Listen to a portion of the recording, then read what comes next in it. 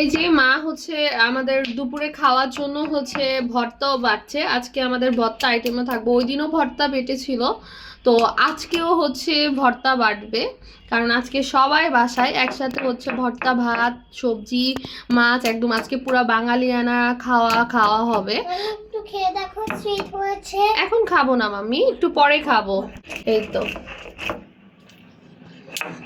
ওই দিনের ভর্তাটা এত মজা হয়েছিল। তো আমার হাজবেন্ড চিটাগাং ছিল আর অফিসের কাজের জন্য, যার জন্য ও মানে খায়নি, এজন্য মা আজকে আবার বানাচ্ছে। এই যে এখন হচ্ছে ভর্তাটা হচ্ছে মাখাবে, সবকিছু হচ্ছে দিয়ে নিচ্ছে, পেঁয়াজ, ধনেপাতা। এই যে সবকিছু নিয়ে নিচ্ছে, তারপরে হচ্ছে এটা হাত দিয়ে মাখাবে।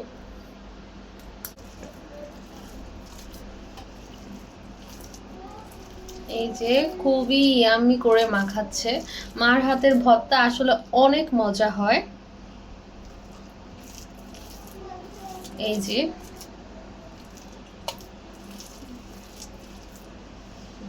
হয়ে গেছে আমাদের ভর্তা, তো বাটিতে করে মা সার্ভ করবে এখন। যে এটা হচ্ছে আমাদের ভর্তা মাখার পরের হচ্ছে মেইন জিনিস, যেটা হচ্ছে অনেক ইয়াম্মি। তো সবাই জীবনে একবার হলেও এটা খেয়েছেন, এটার মতো এত স্বাদ আর কিছু নেই। আমার খুব ফেভারিট, খুব।